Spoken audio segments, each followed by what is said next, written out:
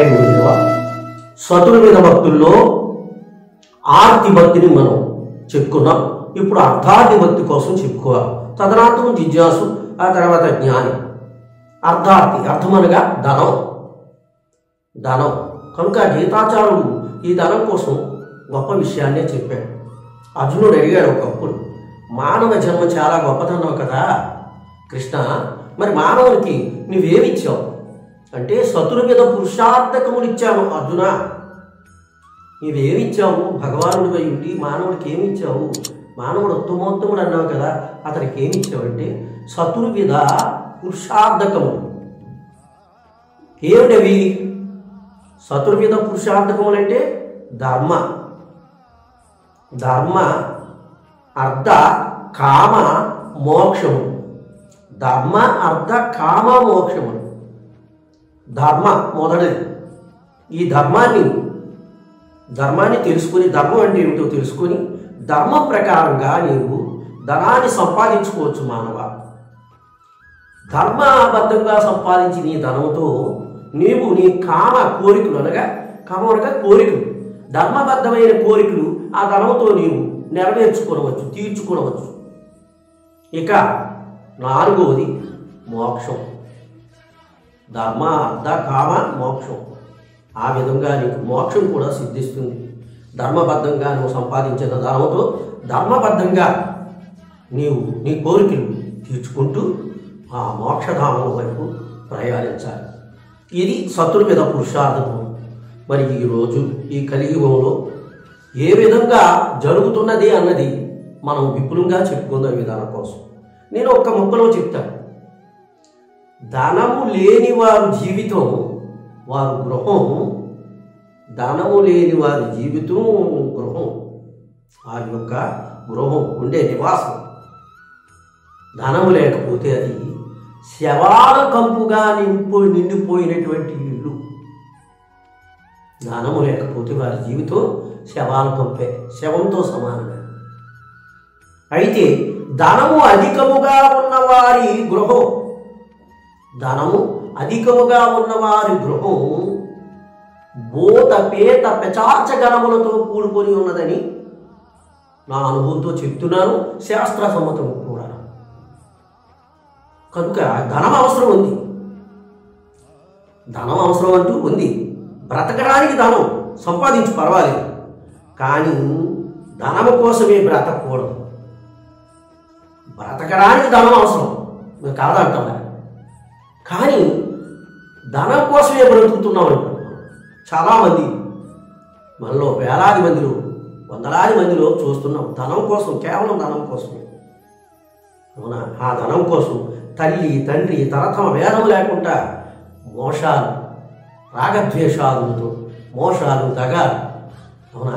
తండ్రి అని చూడరు, కొడుకు అని చూడు, భార్య అని చూడు, అన్నని చూడు, తమ్ముడని చూడు, ఏ రకమైన బంధుత్వాలు పనిచేయటం ఈ ధనం కోసం.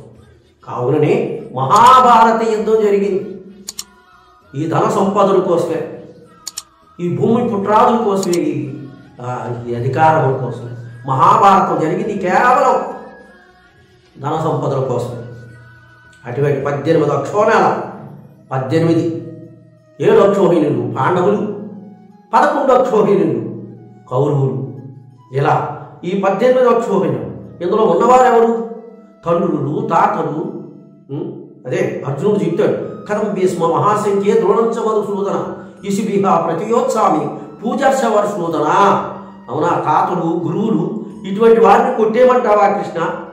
ఇది ధర్మమా అని అడిగాడు. అలాగా యుద్ధంలో 18 అక్షరం అటు కానీ, కౌరవుల పక్షమున ఉన్నది కానీ, యువతల పాండవ పక్షమున ఉన్న కానీ వాళ్ళందరూ కూడా బంధువులే. ఇటువంటి బంధువులందరూ కూడా ఈ సంపద కోసం, ఈ ధనం కోసం, ఈ సిరి సంపదల కోసం, అవునా, కొట్టుకొని ఆ కురుక్షేత్రంలో 18 అక్షోహిణులు కూడా ప్రాణాలు కోల్పోయారు. ప్రాణాలు మొత్తం 18 అక్షోహిణులు ఎవరు మిగలలేదు. ఒక పాండవుల్లో అభిమన్యుడు పుత్రుడైనటువంటి పరిశుద్ధుడు చివరగా మిలిగాడు ఆ వంశానికి. కౌరవులు తాలూకా వంశంలో ఒక్కరు కూడా లేరు. ఇది ధనం కోసమే. అందుకనే వేమనాథుడు అంటారు, ధనము నాది అన్న ధనము పక్కున నవ్వు, భూమి నాది అన్న భూమి పక్కున నవ్వు, కథన భీతుని చూసి కాండు నవ్వురా, విశ్వదాభిరామ వినురవేమా. కనుక ధనము నాది అన్న ధనము పక్కున నవ్వు లక్ష్మీదేవి నవ్వుతుందట. ఓరే నా నాటకాలు నా భర్తకే తెలియదురా, నేను ఎప్పుడు ఎక్కడుంటాను, ఎవరి జోబీలో ఉంటాను, ఎక్కడికి వెళ్తుంటాను, ఏ క్షణం అమెరికాలో ఉంటాను, రష్యాలో ఉంటాను, భూమి మీద ఉంటాను, ఎక్కడుంటానో తెలియదు. నేను నీవు దానని అంటావా, నాది అంటావా? అలాగే భూమి అది అంట నవ్వుతుందట. ఒరే నేను 6 అడుగుల స్థలం ఇవ్వకపోతే నువ్వు ఎక్కడుంటావా? 6 అడుగుల స్థలం నీకు ఇవ్వకపోతే ఎక్కడుంటావు? కుక్కలు నక్కలు పీక్కోనేది అంటే. ధనము నాది అన్న ధనము పక్కునను, భూమి నాది అన్న భూమి పక్కునను, కథన భీతును చూసి కథన బట్టి యుద్ధ భూమి, ఆ యుద్ధ భూమిలో అమ్మో నన్ను ఎవరు చంపేస్తారు అన్న ఆవేదనతో వాడు ఆ యుద్ధ భూమి నుంచి వైదొలిపోయి పారిపోయినా మృత్యు అంటుంది. నువ్వు ఎక్కడ పారిపోతావు నాకు తెలియకూడతావు. నువ్వు ఎక్కడ పారిపోయినా చోట ధరణి ఉంది, భూమాత ఉంది. అలాగే నువ్వు ఎక్కడ పారిపోయినా మృత్యువైన నేను నీ అధమ స్థానంలో బుధస్థానంలో అదే ఉన్నాను, నేను ఎక్కడో పైన లేను అంటూ మృత్యువు కూడా అనడం మనం వింటూ ఉన్నాం.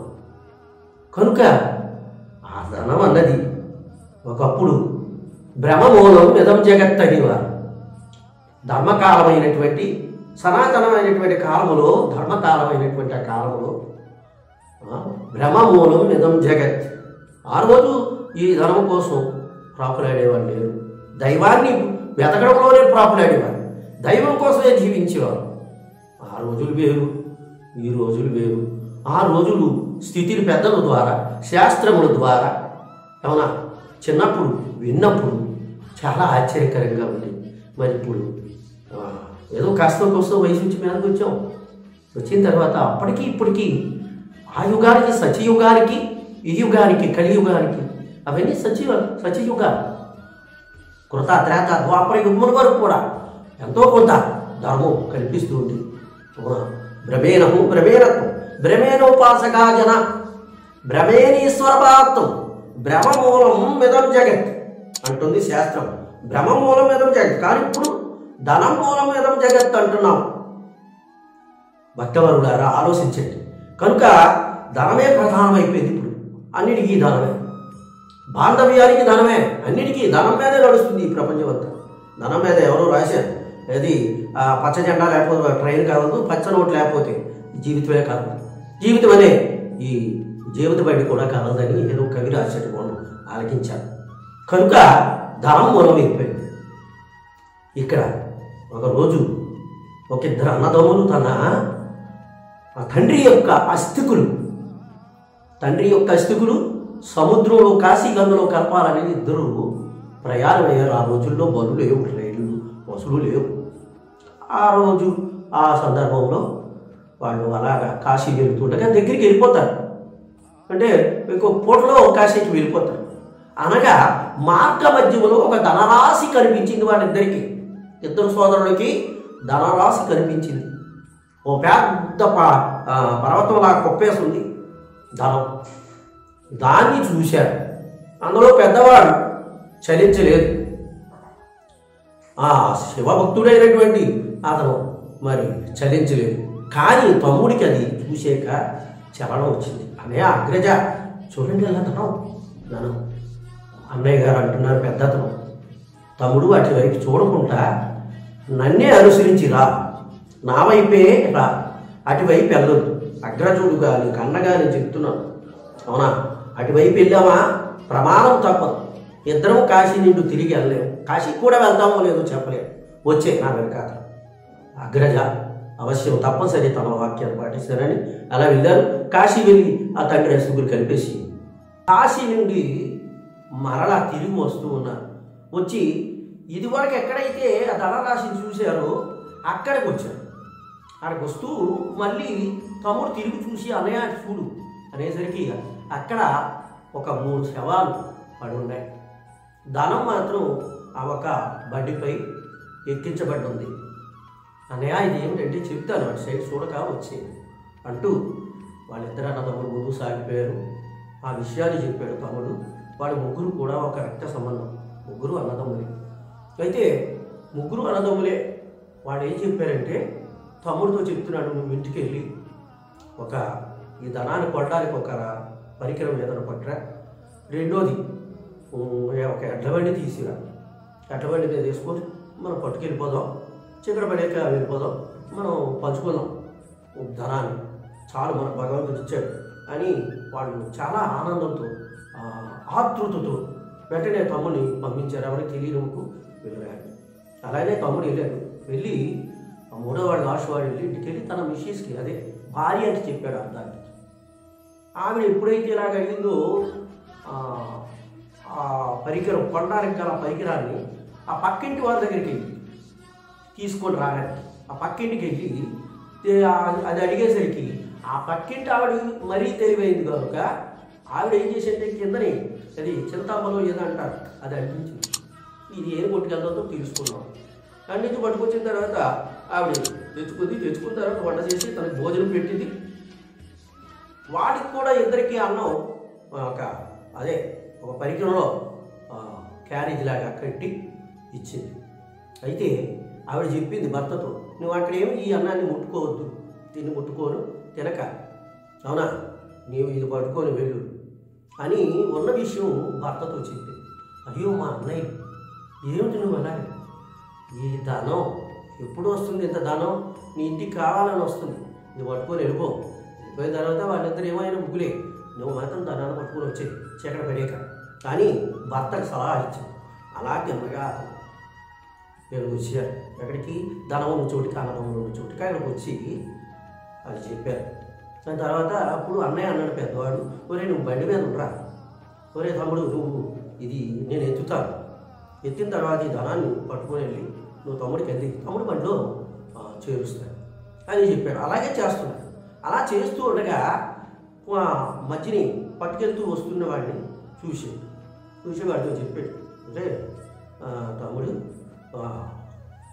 ఆ బండి నువ్వు అది ఇస్తున్నావు కదా, వాడు ఎత్తుకుంటాడు, పొర మీదకి అందుకుంటాడు కదా, అనుకొని తిరిగేటప్పుడు మంచి కర్రతో వాడు పొర మీద ఒక దెబ్బ కొట్టు, ఒక్క దెబ్బకే వాడు చనిపోవాలి, అలా కూడా అన్నయ్య తమ్ముడు అన్నని చూడక నువ్వు మంచి ఎత్తినట్టు చెయ్యి, ఇదే మంచి అవకాశం, ఇద్దరు చెరువాట చేసుకుంటాను. అలాగే చూసారా ధనం ఎంత పని చేస్తుందో. కనుక వెంటనే ఆ పనే చేసేది. వాడు పడ్డాడు. అప్పుడు నేను ఎత్తుతుంటారా, నువ్వు పట్టుకెళ్ళి తెలుసుకోవాలి నా రెండో వాడికి సహాయించు. అలాగే దగ్గర వెళ్ళిపోద్ది. మా అయితే ఒక పాత్ర, ఓ తట్ట ఏదో అంటారు, కానీ సరిపోయేది ఉన్నది, పట్టుకొని పారేయచ్చు. ఆ టైంలో రెండో వాడు తిరిగి వెళ్తుండగా అదే కర్ర తీసుకొని ఆ తమ్ముడి మీద కూడా కొట్టాడు. కొట్టి చచ్చిపోయి పాడుకున్నాడు. ఈ పెద్దవాడు ఏంటంటే ఇక నాదే ధనవంత అంటూ ఆకలేస్తుంది కనుక అప్పుడు ఎప్పుడో పొద్దున్న వచ్చాం అని ఆ కట్టిన క్యారేజీలో ఉన్నటువంటి ఆ చీకులు ఏదో ఉంది, మాంసాహారం కట్టింది. ఆ వాసనకి వీడికి బాగా తినేస్తాను అని ఆకలితోనని తినేసి అతను కూడా సరిపోయాడు. ఆ ధనంపై ఉన్నటువంటి వ్యామోహంతో అలా ముగ్గురు అన్నదమ్ములు కూడా అవునా మరణ కాలంలోకి అడుగెట్టేశారు. కనుక ధనం వల్ల జరిగినటువంటి అనార్థం, మన ఇద్దరం వెళ్ళి ఉంటే తమ్ముడు మన ఇద్దరి పని అట్లాగే అవునా, కనుక దాని జోలికి వెళ్ళకూడదు. కనుక ఈ ధనం కలిగింది ఎప్పుడు, దాయాదులు వస్తారు మన ఇంటికి అని పెద్దలు అన్నారు. సుమా పెద్దలు శాస్త్రం కూడా చెప్తుంది, అది చెప్తారు మీకు తప్పనిసరి చెప్తారు.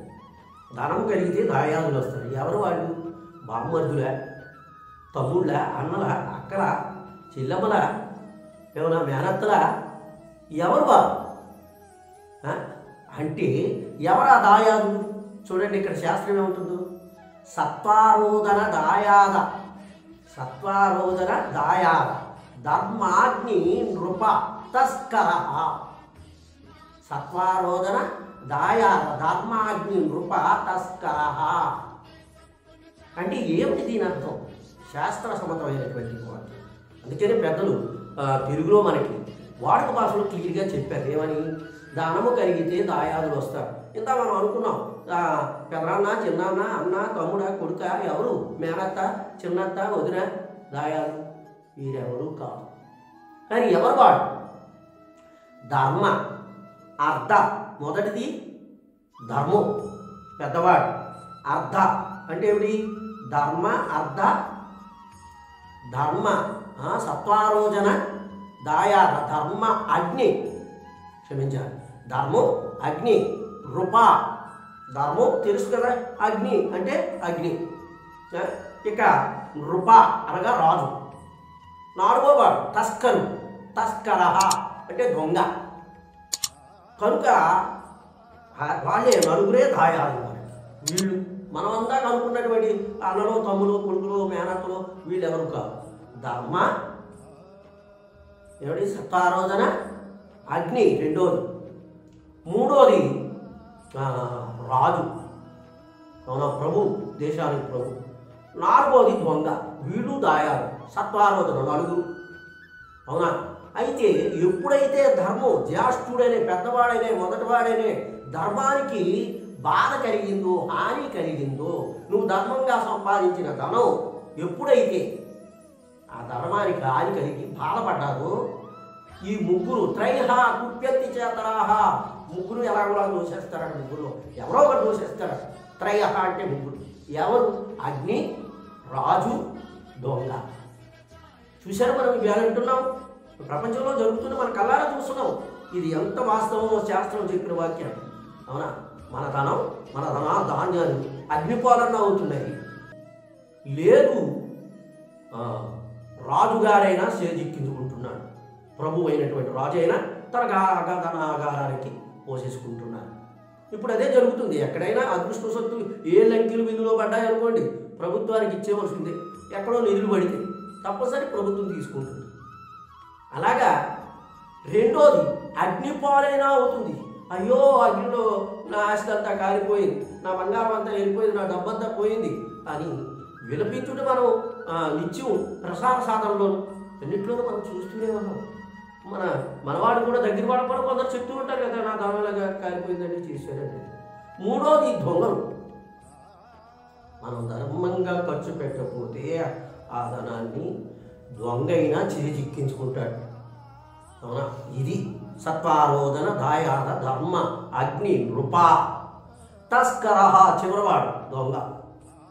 ఇలా మన ధనం అలా ముగ్గురుకి చెందుతుంది. ముగ్గురులో ఎవరో ఒకరు తస్కరించక తప్పవు, తీసుకుంటారు. ఇది కనుక మనకు ధర్మంగా సంపాదించిన ధనాన్ని ధర్మంగా నువ్వు ఖర్చు చేయాలి. అలా ఖర్చు చేయటం లేదు. మనం ఆ ధనాన్ని, అవునా, పంచమహాపాతకములకి, వ్యభిచార గృహాలకు, జోదానికో, అవునా, ఇంకా అనేక రకమైన చెడు పనులకు ఉపయోగిస్తున్నాం. ధర్మంగా సంపాదించి నీ భార్య బిడ్డలు పెంచుకోవచ్చు, తప్పులేదు. మిగులుంటే అతిథి అపార్థ్యులైనటువంటి పేదవాళ్ళు ఉన్నప్పుడు వారికి అంత దానం చేయడంలో తప్పులేదు, మంచి పని. కానీ అది చేయటం లేదు. ధనాన్ని కూడబెట్టావు, సంపాదించావు, పోనీ ఏదో రకం సంపాదించుకున్నావు అనుకో, ధర్మంగా ఏమైనా ఖర్చు చేస్తున్నావు అంటే అది లేదు, అవునా. ఆ ధనం ఎప్పుడైతే కలిగిందో అష్టమతాల్లో రెండోది ధనమతం. అది ఎప్పుడైతే కలిగిందో పెద్ద చిన్న తరతమ భేదము లేకుండా మరి మహాత్ములైనటువంటి వారిని కూడా మనం వేళ చేస్తుంటాం. అంత క్రూరంగా ప్రవర్తిస్తాం ధనం మనం వచ్చేసరికి. మరి చూడము, తల్లి తండ్రి అని చూడము. ఇంకా చూస్తున్నాం, మనం ఎంత బాగా చూస్తున్నాం. అయితే ఇక్కడ ఉన్నది తప్పు ఎవరిదంటే తల్లిదండ్రులదే అనక తప్పటం లేదు.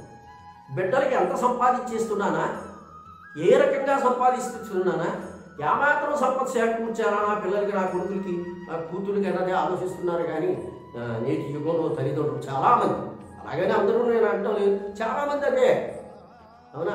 ఆ ధనాన్ని ఏదో రకంగా సంపాదించి తన పిల్లలకి ఇస్తున్నారు. కానీ నా పిల్లలకి ఎంత సంస్కారం నేర్పించాలా, ఏ రకంగా వాళ్ళు పెంచాలా, ఏ రకంగా ధర్మబద్ధంగా వాళ్ళు పెంచుకొచ్చాలా అన్న ఆలోచన చేయకుంటున్నారు. కనుకనే ఈరోజు తల్లిదండ్రులు విడిచిపెట్టి వెళ్ళిపోయే కొడుకులు, కూతురు, అవునా. ధనం ఎప్పుడైతే చేజిక్కించుకున్నారో ఇంకా తల్లిదండ్రులు చూసేవాళ్ళు కూడా కనిపించే చాలామంది. అవునా? వాడు వినిపిస్తూ అనాథాశ్రమాలు చేరిపోవడం. ఒకడేమో చీర కొంటానని మొన్నే చూశాను వీడియోలో. చీర కొంటానని తిన్నకి తీసుకెళ్ళి మార్కెట్ దగ్గర వేసి ఒక ఉన్నత అధికారి కూడా తల్లిని ఆ వృద్ధాప్యం అట్లాగా తల్లిదండ్రులని ఆ రకంగా పిల్లలు వేధిస్తూ చివరి దశలో ఎవరు తోడి కావాలో, ఎవరుంటే తోడుగా ఉంటే మంచిదు అన్నది ఆలోచన లేకుండా ఆ పిల్లలు పెంచుతున్నాం.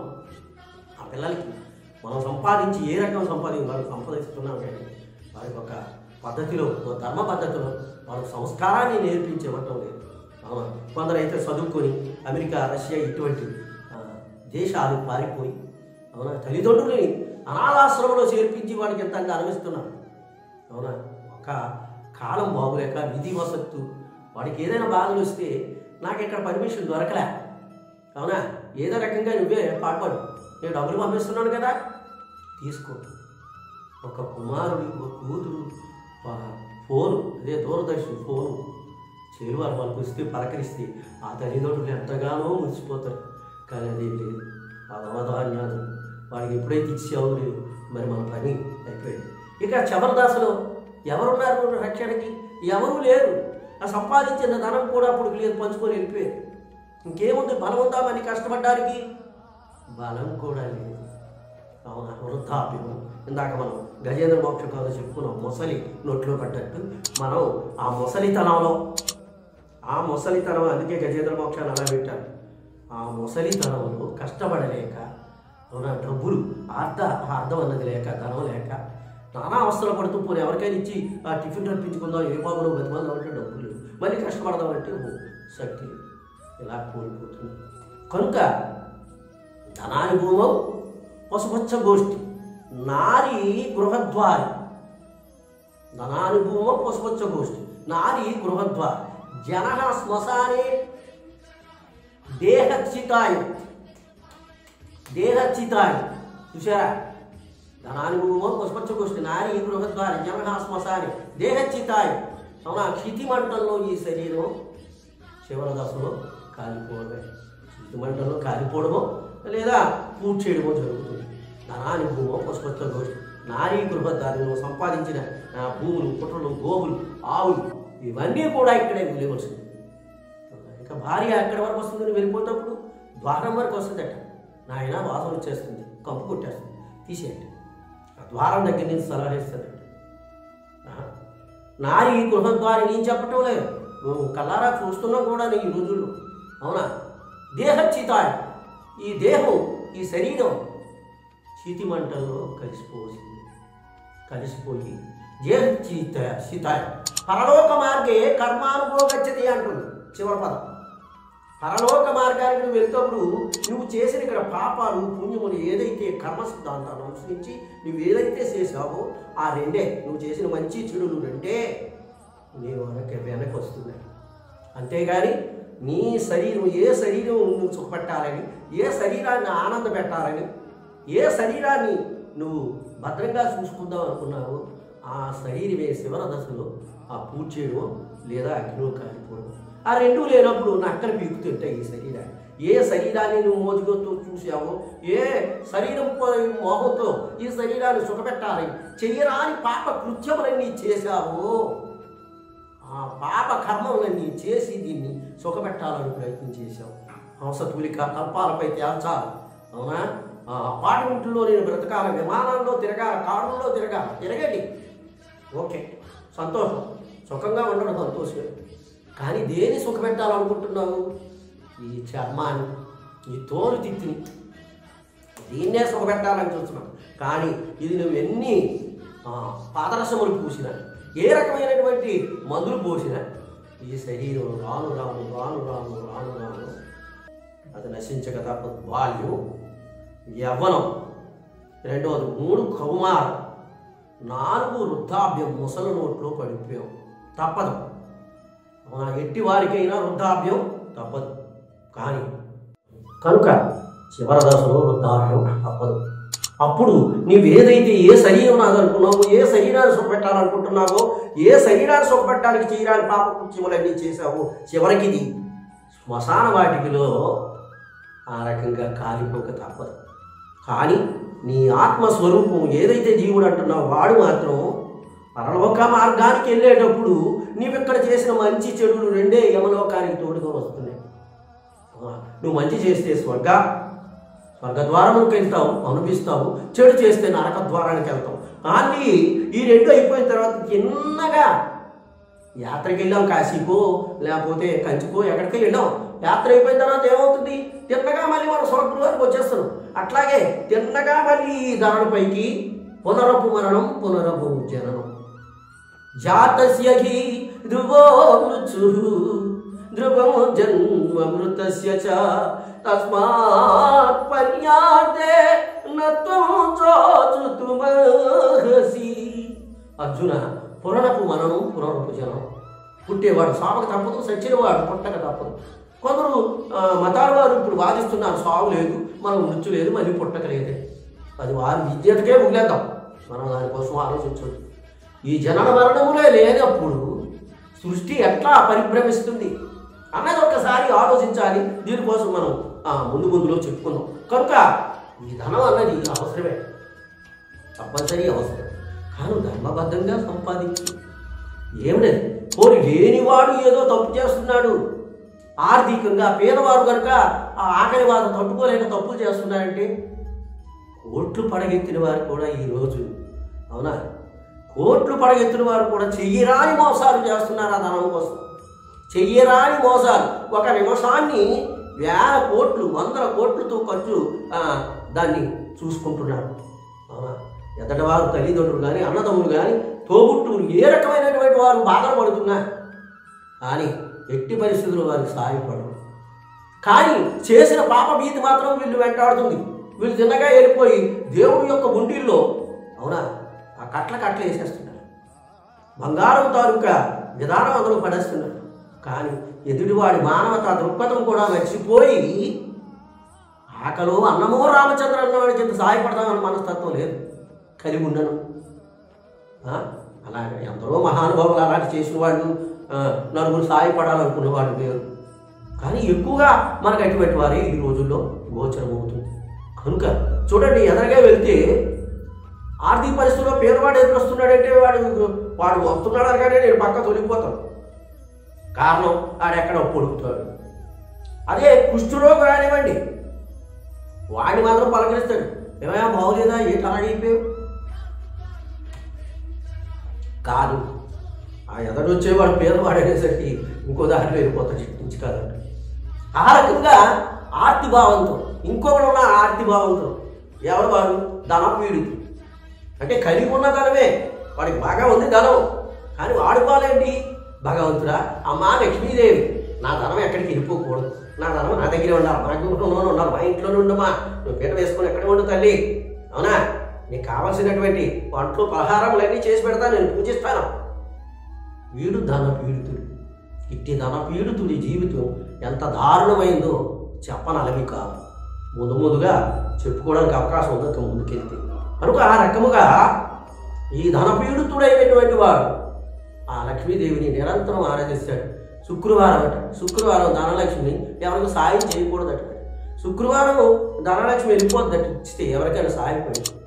ఏమనండి మరి ఏమిటి ఈ విషయం? ఇలాంటి వ్యాధులు అంటే ఇలాంటి మనస్తత్వాలు, ఎదడవారిని సాయపడాలంటే ఏదో ఇంకా ఇవాళ శుక్రవారం అయ్యా ఇవ్వడానికి అవ్వదు, శుక్రవారం ఇవ్వడానికి అవ్వదట. శుక్రవారం ఇది కావున ధనం అన్నది గొప్పదే. అటువంటి ధనాన్ని సంపాదించుకోవచ్చు, ధర్మంగా సంపాదించమని భగవానుడు కూడా చెప్తున్నాడు, మహాత్ములైన పెద్దలు కూడా చెప్తున్నాడు. ఆ ధనం లేకపోతే మన జీవితాలు ఎటువంటివి? ధనం ఎక్కువగా సంపాదిస్తే ఎటువంటివి? ఏ మార్గంలో సంపాదిస్తే మంచిది? ఏ మార్గం గుండా దీనికి వచ్చేయాలి? నువ్వు ఎలాగా సంపాదించావు, దాన్ని అలా ఖర్చు పెట్టాలన్నది కూడా తెలియాలి. అది లేనప్పుడు మనం అనుకుంటున్నాం ఈ ధనం అన్ని విధాలను రక్షిస్తుంది. లేదు, అది తప్పు ఆలోచన. అవునా, ఏది నీకు కాటి వరకు రాదు. అవునా, కాటి వరకు వచ్చేది ఈ ధనం కాదు. కనుక నువ్వు ధర్మబద్ధంగా నడిచినప్పుడే ధర్మో రక్షతి రక్షత, ఆ ధర్మము నేను రక్షిస్తుంది, ఆ యమ పాశం నుండి నేను తప్పిస్తుంది. కావున భక్తవరులారా, ఈ విషయాన్ని అంటే మీకు తెలియదు కాదు, కానీ కల్లారా జరుగుతుంది చెప్పాలనే చూస్తున్నాం. చివరి దశ ఎవరు మర్చిపోకూడదంట. మనందరికీ మృత్యు అన్నది ఉంటుంది. ఎవరైనా 350 లేదు 300 బతుకుతామా? ఏదో నాడికి సరిపోక తప్ప. అప్పుడు ఈ ధనం నీ వెంట రాదు, యమనారుడు చెప్పేటు.